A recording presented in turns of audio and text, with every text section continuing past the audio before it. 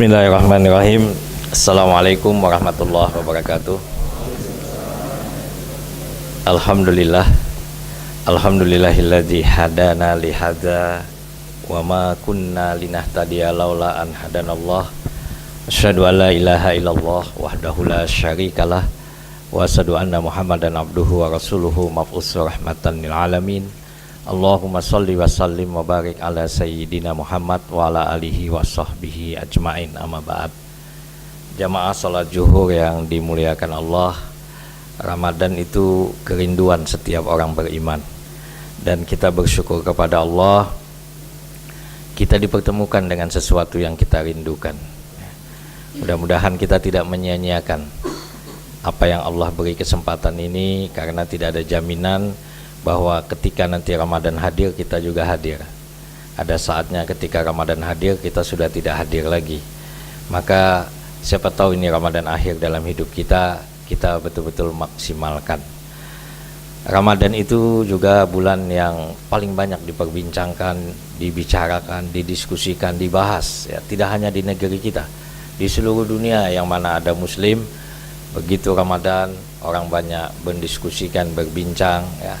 Ramadan juga banyak ditulis oleh beberapa ulama terkait dengan fikihnya, dengan hukumnya. Bahkan kita lihat dalam perkembangan terakhir banyak yang juga mengkaji Ramadan dari berbagai disiplin ilmu lain seperti kesehatan, medis ya, psikologi dan disiplin-disiplin ilmu lainnya.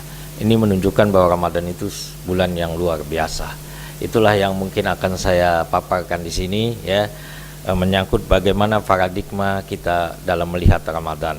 Perlu ada perubahan ya. Jamaah, Ramadan biasa saja atau Ramadan luar biasa? Ketika kita melihat Ramadan biasa saja, ini sayang ibu-ibu di belakang ya, nggak bisa lihat ya. Apa mau masuk ke dalam? Kalau mau masuk ke dalam, bawa bapak ke sini nanti, soalnya tidak komunikatif. So, Mbak, ini ceramahnya hari ini lain dari yang lain ini. Kalau ceramah narasi, kalau ceramah narasi saja gampang didengar. Ini perlu dua pendekatan, telinga dan mata ya. Mudah-mudahan nanti akan melekat di hati ya. Jadi saya selama ini berceramah memang melakukan pendekatan dengan tidak hanya sekedar telinga tapi juga mata. Maka saya memberi kajian khusus Sirah Nabawiyah itu di Masjid Al-Fitrah Ketapang pada hari Sabtu ya, dan di Masjid An-Nur TVRI pada hari Ahad, menggunakan media slide PowerPoint ini. Ini pun bisa saya share setelah saya mengajar, bisa di share ya. Ini pun saya tadi tidak bawa apa-apa, langsung share sama Ustadz Fadil, langsung sudah masuk ya. Teknologi hari ini luar biasa, jadi bisa kita ingat. Baik, nah Ramadan biasa saja atau Ramadan luar biasa? Nah ketika kita melihat Ramadan biasa saja, ini kita melihat Ramadan secara lahiriah, tidak ada beda dengan bulan-bulan lain ya. Tidak ada keanehan selain hanya tradisi. Orang berbuka ya, makan sahur, nanti akhirnya selesai, tahun depan ketemu lagi. Nah orang yang berpandangan bahwa Ramadan biasa saja ini berpotensi untuk bosan ibadah, untuk jenuh, dan kemudian meninggalkan kegiatan ibadah. Dan kiranya itulah yang banyak dipahami oleh masyarakat muslim secara umum. Kalau tidak, masjid tidak akan kosong. Nah, dengan ada susutnya masjid yang beralih pusat keramaian di Pasar Aceh misalnya, itu menunjukkan bahwa paradigma kita dalam melihat Ramadan itu masih biasa saja. Nah ketika kita melihat yang di bawah, Ramadan luar biasa, kita melihat Ramadan ini tidak dengan mata lahir tapi mata batin. Dan ternyata kalau kita lihat ayat Qur'annya, yang Allah panggil itu memang rohani kita. Ya ayyuhalladzina amanu, kan begitu. Wahai orang yang beriman. Orang beriman itu orang yang yakin. Yang dipanggil oleh Allah jiwa kita. Maka panggilan dan undangan puasa ini bukan undangan lahir ya, tetapi undangan batin ya. Karena itu melihat Ramadan ini akan gagal menemukan kedasatannya kalau hanya secara lahir ya. Karena apa yang diceritakan oleh Nabi dalam banyak hadis yang disampaikan oleh para penceramah, itu semua tidak bisa dicerna semata secara akal dan lahiriah, tapi hanya bisa kita maknai secara batin. Ketika Nabi mengatakan syaitan dibelenggu, ya, pintu surga dibuka, pintu neraka ditutup, ini sudah bicara supranatural, sudah bicara iman, sudah bicara rohani. Jadi jamaah yang dimuliakan oleh Allah, mari kita merubah cara pandang kita bahwa Ramadan ini luar biasa. Untuk bisa memahami Ramadan ini luar biasa, ini hanya dengan keyakinan, dengan iman. Karena itu ayatnya, ya ayyuhalladzina amanu kutiba alaikumusiyam kama kutiba alal ladzina min qablikum la'allakum tattaqun. Wahai orang yang beriman, diwajibkan kepada kamu berpuasa sebagaimana diwajibkan kepada orang sebelum kamu. Mudah-mudahan dengan puasa itu kamu menjadi orang yang bertakwa. Jadi goalnya puasa ini takwa, ya, goalnya kegiatan puasa Ramadan ini takwa. Nah, puasanya sendiri itu hanya kendaraan, alat, media. Kita mau ke Masjid Raya, begitu ya. Tiba-tiba nggak sampai ke Masjid Raya, sampainya ke Pasar Aceh. Orang tarawih, kita belanja. Nah, itu artinya tidak sampai pada tujuan. Ya. Kendaraan kita salah arah. Sama dengan Ramadan ini. Ketika tidak membentuk pribadi yang takwa, artinya kita tidak sampai pada tujuan. Ketika kita memahami Ramadan ini sebagai sesuatu yang luar biasa, maka kita yakin detik, menit, jam yang kita lalui saat ini itu tidak sama dengan detik, menit, jam di luar Ramadan. Semua berubah secara total. Allah rubah sistemnya, ya. Sistem penilaiannya Allah rubah. Bahasa kita barangkali kalau sekarang kan sudah mulai dengan IT, ya, aplikasi dalam menilai orang berpuasa di bulan Ramadan itu tidak sama dengan aplikasi di luar Ramadan. Ini aplikasi khusus yang Allah ciptakan, ya. Karena itu sholat sunatnya orang puasa Ramadan ini sama 2 rakaat, sama namanya sholat sunat qabliyah atau sholat sunat ba'diyah, tetapi dari sisi penilaian sistemnya yang dibangun oleh Allah dirubah, yang mengubah Allah. Maka hadis Nabi menyebutkan siapa yang melakukan ibadah sunnah di bulan Ramadan mendapat ganjaran seperti fardu, seperti fardu. Siapa yang mengerjakan ibadah-ibadah fardu dilipat gandakan, dilipat gandakan, ya. Saya sering berikan ilustrasi, ya, yang pernah dengar ceramah saya ulang lagi. Misalnya tabung amal, ya.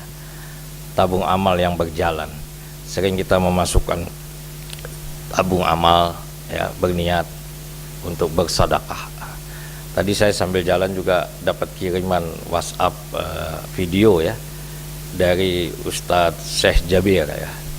Ini juga mungkin perlu saya sampaikan. Beliau berpesan di situ bahwa ada orang tua kita yang sudah meninggal di alam kubur itu terkejut karena mendapat siraman cahaya yang melapangkan kuburnya. Lalu bertanya orang tua yang di dalam kubur ini, wahai malaikat, apakah ini? Kata malaikat, itulah sedekah anakmu yang dia niatkan untuk engkau di akhirat. Subhanallah. Jadi kalau bersedekah juga niatkan untuk kedua orang tua, ya. Orang tua kita merindukan, ya, kiriman-kiriman amal-amal kebaikan yang dilakukan oleh anak-anaknya. Nah, bicara sedekah, misalnya uang kita 100.000 di kantong, lalu kita masukkan 10.000, berapa sisa uang kita? 90.000, kan? Itu matematika yang kita pelajari, ya, bahwa kita kehilangan 10.000 yang menjadi milik kita 90.000. Tapi dari kacamata batin, rohani, iman, sesungguhnya uang kita yang 10.000, karena yang 90.000 itu belum tentu milik kita.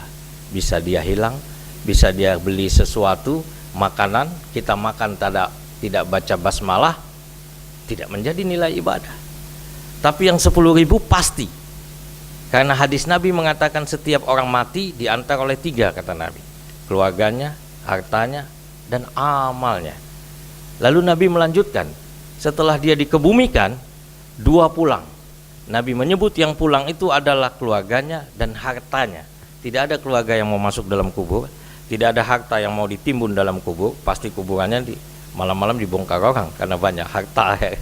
Kata Rasulullah, 2 pulang, hartanya dan keluarganya, yang tinggal hanya amal. Jadi yang 10.000 itulah yang akan menjadi teman kita di dalam kuburan, ya, yang bersifat hakiki.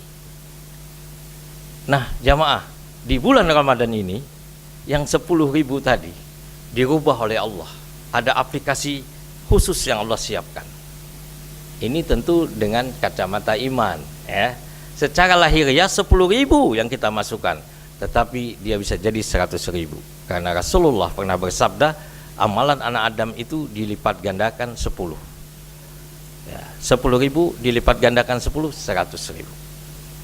Bisa 70 kali lipat. Ya, 110.000 70 kali lipat berapa? 700.000. Bisa 700 kali lipat. 700 kali lipat 7 juta. Dan bisa tidak terhingga nilainya. Karena ada diskusi yang mengatakan puasa itu untukku dan aku langsung yang menilainya, kata Allah. Ini para ulama mengungkapkan makna daripada puasa ini untukku dan aku yang menilainya, itu bermakna bahwa puasa ini unlimited pahalanya. Pahalanya tidak terbatas, ya. Puasa itu untukku juga kata ulama bermakna puasa ini ibadah syir, ibadah rahasia. Kalau sholat kita dianjurkan harus dilihat orang, maksudnya bukan sombong, berjamaah. Justru sholat sendiri, menyendiri, ya, saya tidak mau dilihat orang sholat, itu tidak dianjurkan. Zakat, paling tidak yang terima zakat tahu, artinya tidak ada yang rahasia. Haji apalagi, tapi puasa, tahukah di antara kita yang hadir ini, ya, bahwa semua puasa, bukan saya mengatakan ada yang nggak puasa, ya, nggak ada jaminan. Istri kita pun bisa kita bohongin kalau mau, ya. Suami kita bisa kita bohongi. Kita minum di kantor, diam-diam di kamar, sembunyi, habis itu kita keluar, kita bilang puasa. Karena itu puasa itu untukku, kata Allah. Aku yang langsung menilainya. Karena memang dia ibadah syir, ya, tidak ada yang tahu kecuali kita dan Allah. Nah jamaah, kejadian perubahan atmosfer spiritual ini hanya terjadi di bulan Ramadan. Allah ciptakan sistem yang luar biasa, ya. Sehingga Pak Jari mungkin dengar ceramah saya waktu buka puasa, ya, cuma dengan cepat saya ceramah, Pak PT Gubernur kasih waktu cuma 5 menit, ya, habis itu sudah berbuka. Saya mengatakan bahwa orang berpuasa itu sebenarnya dia berada pada lorong waktu masa lalu dan lorong waktu masa depan. Kalau bicara time tunnel, lorong waktu, kita diingatkan dengan film-film fiksi, ya. Science fiction itu sering memperlihatkan. Saya kebetulan suka kalau lihat, kalau naik pesawat juga kalau ada film-film science fiction itu saya suka, karena itu hayalan-hayalan yang membuka wawasan. Dan sebenarnya peristiwa Isra dan Mi'raj itu banyak menginspirasi science fiction itu, ya. Di dalam science fiction itu, film-film fiksi, ya, fiksi-fiksi keilmuan itu kan orang bisa berada di masa lalu, masa Yunani, Romawi, ya, ketemu sama Gajah Mada gitu, ya. Kembali lagi dia ke abad sekarang, abad 21. Nah, kemudian dia bisa hidup pada masa depan, pada masa tahun 3000, ya, tahun 4000. Kalau kita lihat bagaimana perkembangan tren ilmu pengetahuan sekarang, ya. Misalnya dalam hanya sekitar 2 tahunan ini, 3 tahunan ini kita melihat ada taksi konvensional yang tiba-tiba tumbang, ya.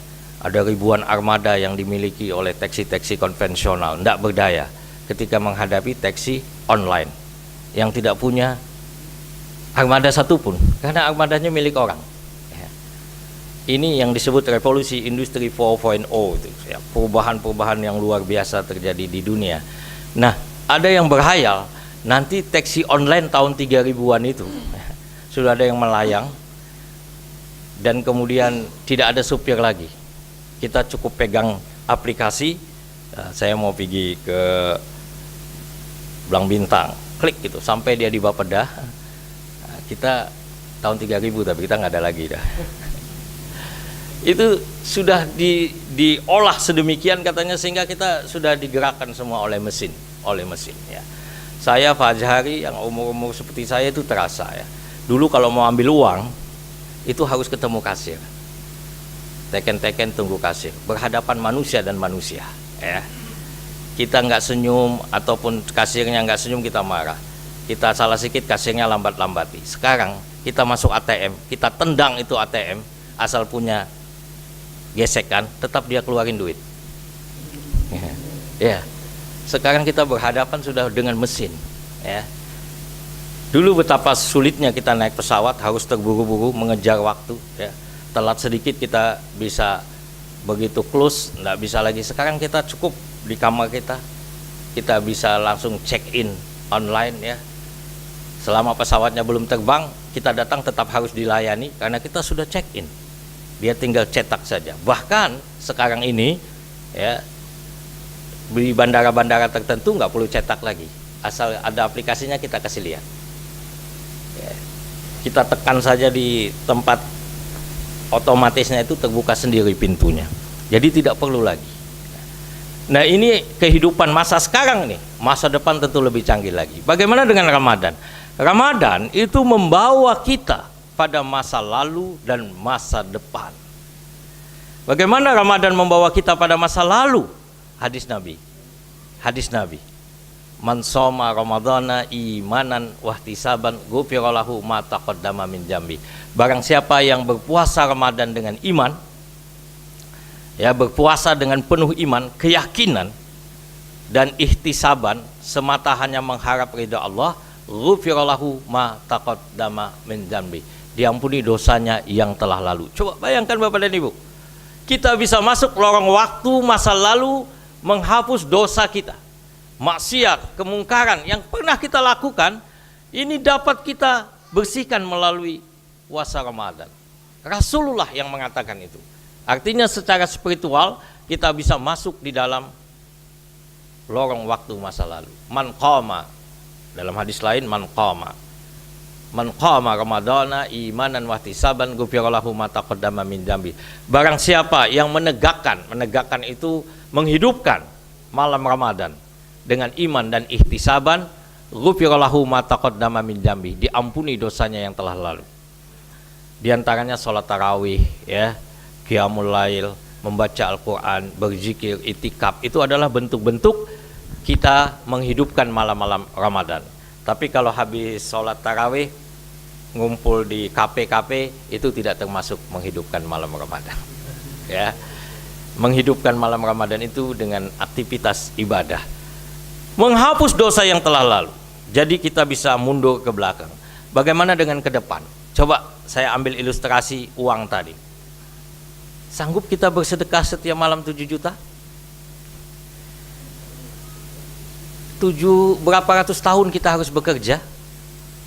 Beratus tahun umur kita.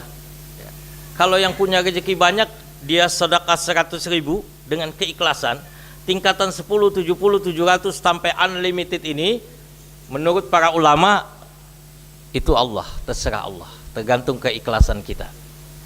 Kalau kita ada masukin uang 100.000, dia bisa berubah menjadi 70 juta. Sanggup kita ngumpulin uang setiap malam untuk sedekah 7 juta, 10 juta? Beratus tahun umur kita baru kita bisa lakukan itu. Maka melalui Ramadan ini sebenarnya umur kita boleh pendek, tetapi amal kita panjang. Ada seorang usianya 30 tahun, meninggal dia di usia 30 tahun. Ya. Ada yang 30 nggak di sini umurnya? Takut pula nanti yang umur 30 ya. Udah yang umur 50 aja lah. Meninggal dia di usia 30 tahun itu. Ya, dia seorang muslim. Berapa kali dia jumpa Ramadan? Kalau dia berpuasa itu memang mulai 6 tahun sudah ada yang puasa, bahkan 5 tahun dilatih. Tapi katakanlah balik ya. Ketika dia balik dia berpuasa. Kalau umurnya 30 paling tidak 20 kali dia ketemu Ramadan. Dari 20 kali pertemuan ada 5 yang dia mendapat Lailatul Qadar. Coba, Lailatul Qadri khairum min alfi syahrin. Malam Lailatul Qadar lebih baik daripada 1000 bulan. 83 tahun 4 bulan kata para ulama. 1000 bulan itu 83 tahun 4 bulan kali 5 berapa ratus tahun itu ya. Umurnya 30 tahun meninggal, tetapi umur amalnya di tahun 2090 masih ada dia, di tahun 3000 masih ada dia. Dia bisa masuk lorong waktu dengan amal, dengan amal. Jadi Ramadan ini dahsyat ya, Ramadan ini dahsyat. Nah, sedikit cerita Lailatul Qadar, karena saya diundang cuma hari ini kan, jadi Lailatul Qadar nggak sempat lagi cerita. Ada orang salah pandang Lailatul Qadar ya, selalu membayangkan Lailatul Qadar itu peristiwanya selalu peristiwa gaib, supranatural. Ketika sedang berzikir, tiba-tiba atap masjid terbuka, langit nampak gitu ya.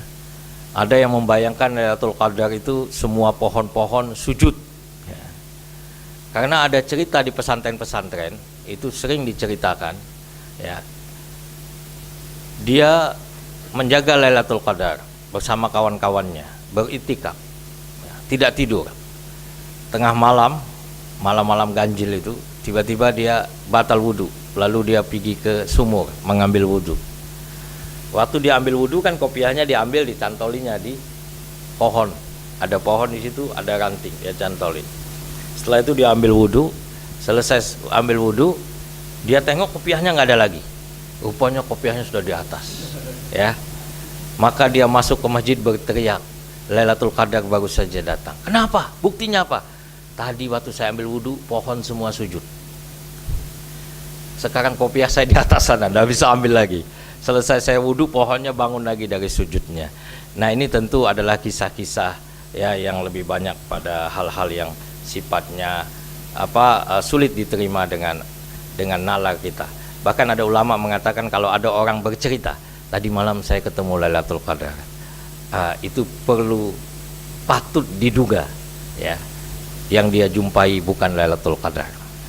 Bisa jadi itu alamnya jin atau alam gaib. Orang yang ketemu Lailatul Qadar dia tidak cerita, itu menjadi rahasia dia dan Tuhannya. Tetapi kehidupannya berubah, kehidupan spiritualnya berubah. Jadi bapak dan ibu, orang yang dulu jarang ibadah tiba-tiba rajin ibadah, dia menemukan Lailatul Qadarnya. Dulu jamaah sembarangan, dia jaga jamaah, dia menemukan Lailatul Qadarnya ya. Jadi Lailatul Qadar itu memang ada karena Allah yang mengatakannya ya.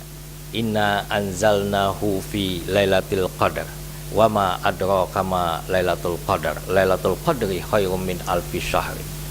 Bahkan tanazzalul malaikatu wa ruh, turun nanti para malaikat pada malam itu dan dipimpin oleh Jibril. Itu digambarkan oleh Al-Quran, kita tidak boleh ragu, itu sebuah kepastian. Tetapi bagaimana wujudnya, itu rahasia kita dan Allah. Ada beberapa ulama mengatakan Lailatul Qadar itu ditamsilkan seperti tamu yang agung. Kalau tamu yang agung datang ke kampung kita, apakah semua rumah dia masukin? Tidak mungkin. Rumah siapa yang dimasuki oleh tamu itu? Rumah orang yang mempersiapkan diri untuk menerima tamu. Maka siapa yang ingin ketemu Lailatul Qadar, persiapannya bukan malam 21 mendadak. Persiapannya dari sekarang, terus tekun dalam ibadah dan ketaatan ya. Ibadah itu jangan hanya dipahami berzikir, baca Quran, sujud dan rukuk. Bapak ibu bekerja di kantor itu juga ibadah. Memberi fasilitas pelayanan publik itu juga ibadah ya.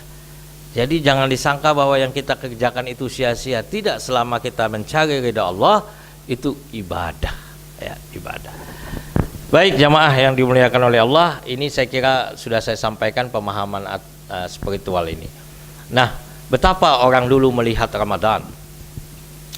Ini melihat Ramadan dengan mata hati ya. Para sahabat dulu 7 bulan sebelum Ramadan mereka sudah berdoa dan berharap. Bahkan hadis Nabi itu mulai bulan Rajab, Allahumma barik lana fi Rajab wa Sya'ban wa balighna Ramadan. 7 bulan 6 bulan ya. Dulu para sahabat selama 6 bulan sebelum datang Ramadan berdoa agar Allah pertemukan mereka dengan bulan Ramadan. Jadi berdoa. Nah, setelah Ramadan nanti Itu 6 bulan juga mereka berdoa terus. Bulan Syawal ya, Dzulqa'dah, Dzulhijjah, Muharram, Safar, Rajab, dia berdoa supaya diterima amalnya. Apa yang dilakukan sekarang ini diterima. Apa yang terjadi sesungguhnya pada bulan Ramadan ini? Yang punya handphone pasti sadar. Inilah ya. Kalau handphone itu dicas, maka kita bisa berkomunikasi. Itu sebabnya selama Ramadan ini kita rasanya dekat dengan Allah. Ya. Suka ke masjid ya, berzikir karena hati kita selalu kita cas. Selesai Ramadan kadang-kadang sudah lupa cas sehingga low baterai. Akhirnya habis baterainya. Tidak ada lagi komunikasi dengan Tuhan. Maka selesai Ramadan, walaupun bentuk intensitas ibadah sudah tidak sama lagi dengan ibadah selama ini ya. Kalau sekarang mungkin bisa sebelum azan sudah di sini, kalau nanti mungkin setelah azan bahkan iqamat baru datang. Tapi paling tidak kita selalu pertahankan jamaah. Ini casnya masih jalan.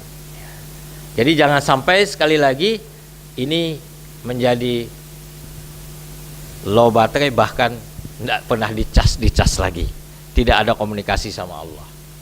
Nah, saya ingin mengangkat ya bagaimana sebenarnya Ramadan itu bagi kaum muslimin bisa mengangkat etos kerja. Ada orang melihat kalau Ramadan itu etos kerja kaum muslimin rendah ya, lemah. Kalau kita melihat Ramadan dari mata lahir ya, memang jam-jam segini yang teringat makan, lapar perut. Tapi bagi kita yang melihat Ramadan ini dengan mata batin, kita tidak terasa. Pelayanan tetap kita lakukan. Nah,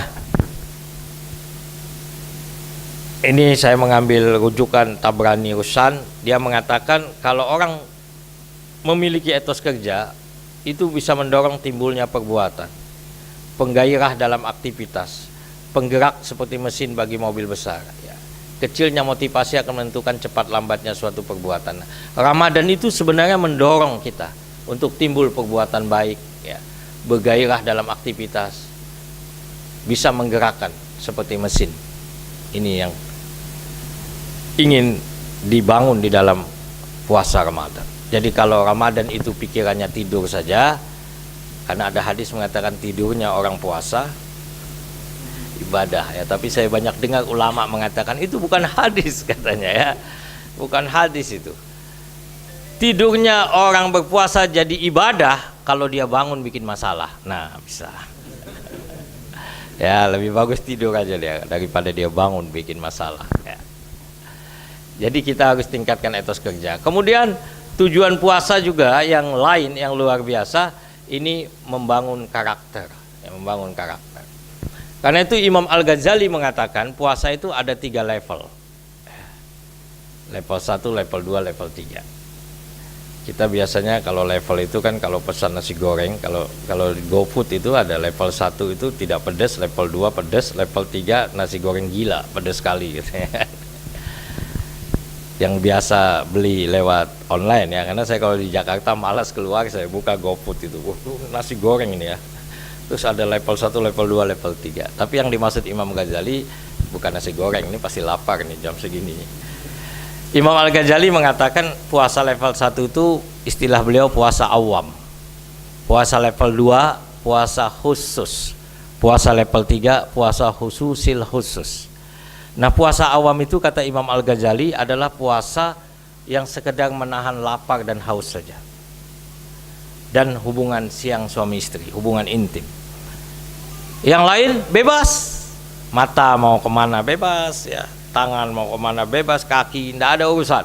Pokoknya saya sudah menghindari makan minum. Nah, dan hubungan itu selesai. Nah, ini kata Imam Al-Ghazali puasa orang awam. Puasa orang seperti ini berpotensi seperti yang diungkapkan dalam hadis Nabi, kamin shaimin laisa lahu min siyamihi ilal juwal atos. Banyak orang puasa tapi tidak dapat apa-apa selain lapar dan haus. Puasa dia tapi lapar dan haus saja yang dia dapat ya. Ada yang bantah saya, enggak Ustadz, saya sudah 10 hari puasa, biasanya badan saya bobotnya turun. Secara jasmani betul. Puasa yang menahan lapar haus saja yang level 1 bisa diet, ya, bisa mengurangi berat badan. Ingat ya, hadis Nabi itu mengatakan di malam 10 terakhir Nabi itu mengencangkan sarungnya. Kalau bahasa kita sekarang mengencangkan ikat pinggang, artinya lubangnya bertambah. Maknanya Nabi semakin ramping. Maka kalau kita malam 20 semakin berat, itu perlu curiga, puasa apa enggak ini orang. Jadi Rasulullah itu justru semakin ramping, ringan beliau di malam 21. Sehingga di hadis dikatakan mengencangkan kainnya. Ini makna lain juga, maksudnya beliau tekun beribadah, ya. Nah, jamaah yang dimuliakan oleh Allah, ini puasa level 1 tadi, puasa awam. Ada manfaat rupanya secara fisik, jasmani, mengurangi berat badan. Ada dokter di sini. Dokter juga mengatakan orang yang berpuasa dalam hal penyakit tertentu bisa sembuh. Salah satunya penyakit mah. Mah yang tidak akut itu bisa sembuh dengan puasa. Biasanya kita jam segini orang sakit mah itu kalau nggak ada makanan menderita itu.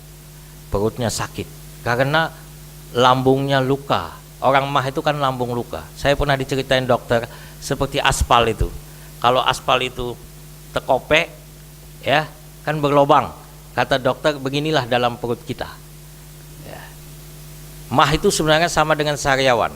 Kalau sariawan di mulut, ya lebih enak diobati, dikasih apa itu abotil gitu. Kalau di lambung siapa mau kasih abotil? Nah, jadi kata dokter itu lambung kita tekopek seperti aspal tadi. Pada saat jam-jam makan atau kita ingat makan, lambung ini secara otomatis mengeluarkan cairan. Ini hebatnya tubuh kita. Tubuh kita ini sudah dikonstruksi oleh Allah, semuanya computerized. Semuanya computerized sebelum ditemukannya teknologi komputer. Ya, mata berkedip. Bapak Ibu lihat saya itu komputer itu. Angkat tangan tiba-tiba itu otomatis. Sama begitu kita lapar, otomatis keluar cairan dalam lambung karena teringat makan. Tidak bisa dikendalikan dia. Lalu pedihlah luka tadi karena keluar cairan yang banyak sehingga kita menderita. Kenapa bulan Ramadan sembuh? Siapa yang ingat makan sekarang? Ya, kecuali ya. Tapi kita tidak ada yang ingat makan, karena ingat makan kita nanti. Jadi sehingga kata dokter saat-saat seperti ini orang sakit mah nggak ada perintah dari otak untuk mengeluarkan cairan, sembuh dia. Nah, ini puasa level 1. Puasa level 1 ini mari kita tinggalkan. Bapak Ibu, berapa tahun kita berpuasa, bertemu Ramadan. Kalau tadi saya beri contoh ada orang usia 30 tahun. Ya, kalau dia puasa mulai 6 tahun sambil berlatih, berarti 24 kali dia ketemu Ramadan. Ada yang 40 tahun umurnya di sini, kurangi 6 tahun. Berarti sudah 34 kali ketemu Ramadan. Ada yang umurnya 50 tahun, kurangi 6 tahun, berarti dia sudah 44 kali ketemu Ramadan. Apakah selama ini selalu level 1? Ini yang perlu renungan kita. Ya, Hanafi ya. Hanafi ya kan namanya? Lupa saya.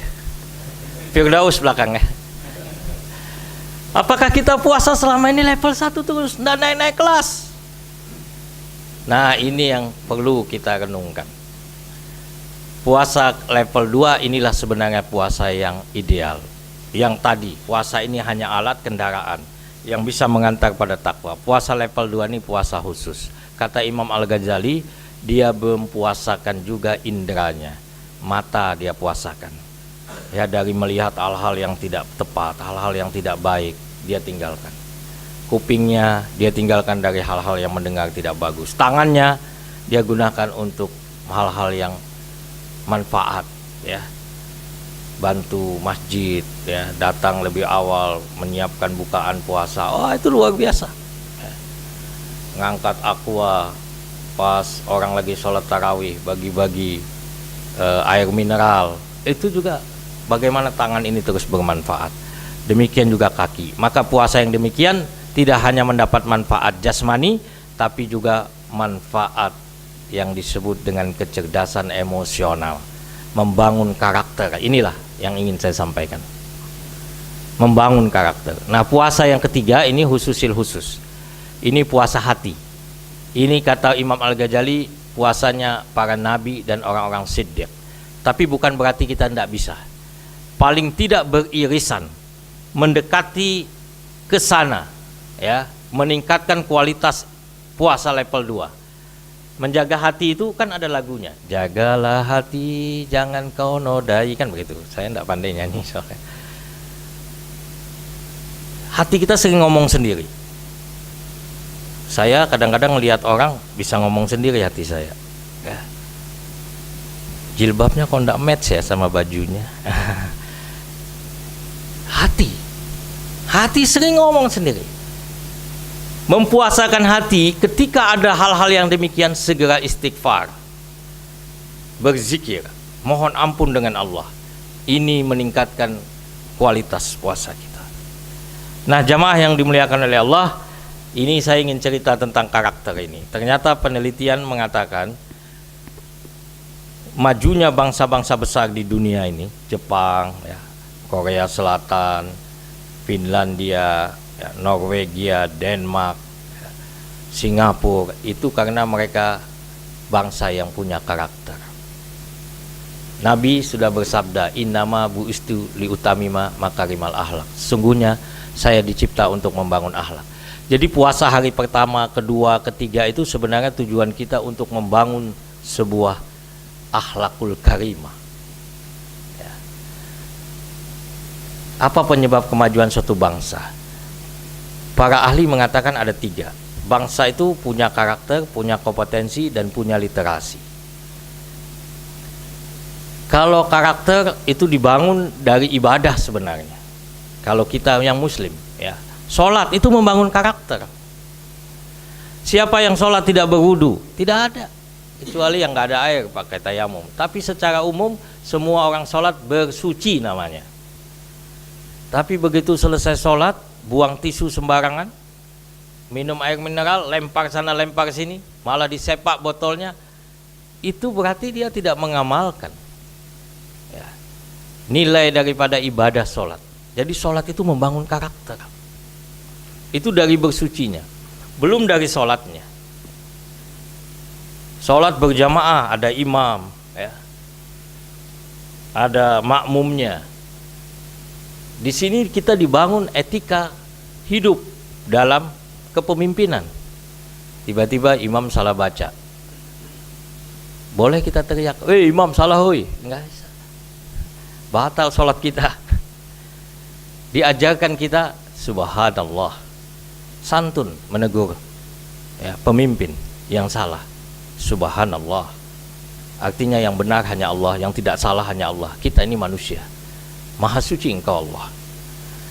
Imam baca ayat lupa atau salah, dia terdiam.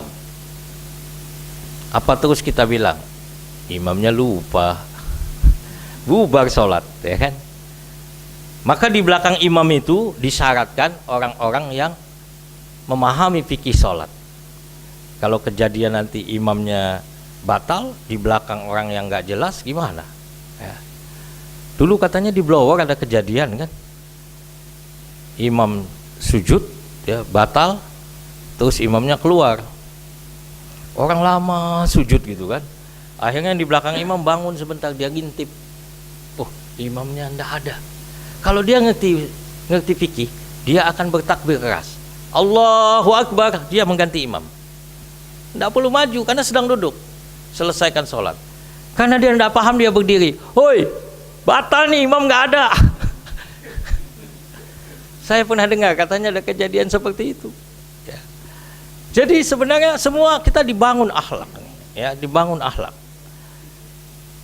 Bahkan ada ulama yang mengatakan kalau kita sholat, ya, berdiri, ruku dan sujud, dan kita maknai dari kacamata batin, kita menemukan, ya, hikmah kehidupan.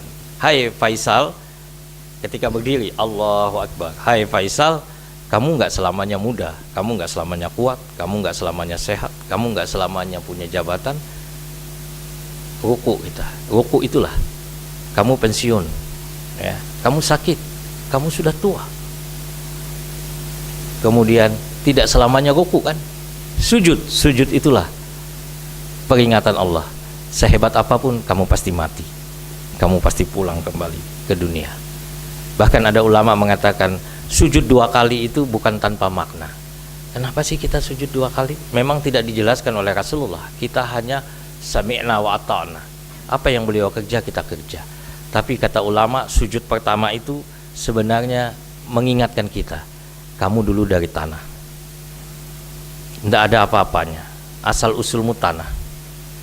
Tanah itu yang dibikin cacing, tanah itu yang bikin lembu, tanah itu yang bikin sapi.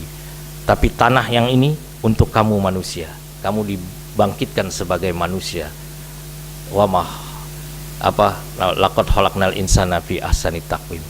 Bangun kita dari sujud pertama itu sebenarnya Allah beritahu, kamu dulunya dari tanah, sekarang kamu dihidupkan beraktivitas di muka bumi. Selamanya tidak, sujud kedua itulah sebenarnya Allah beritahu, kamu akan mati kembali. Bangun itu Allah beritahu, kamu dibangkitkan lagi nanti untuk mempertanggungjawabkan apa saja yang kamu lakukan. Subhanallah. Sehingga selesai sholat, akhlak orang makin baik. Demikian puasa juga membentuk karakter, ya, membentuk karakter. Puasa membentuk akhlak, ya. Jamaah, ya, singkat saja, tidak terasa ya, jam 2 pas kita selesaikan. Nah, karakter itu sering kita pahami hanya satu, karakter itu secara moral. Orang berkarakter orang yang iman, takwa, jujur, rendah hati, ikhlas, integritas, ramah, sopan santun, ringan tangan, pokoknya hal-hal yang baik dari segi akhlak. Ini hanya satu sisi, namanya karakter moral. Di bangsa kita kurang memahami karakter kinerja, rajin, itu sebenarnya akhlak, ya. Ulet, tangguh, disiplin, kerja keras, kerja cerdas, kerja tuntas, kerja berkualitas. Ini bentuk-bentuk dari akhlak.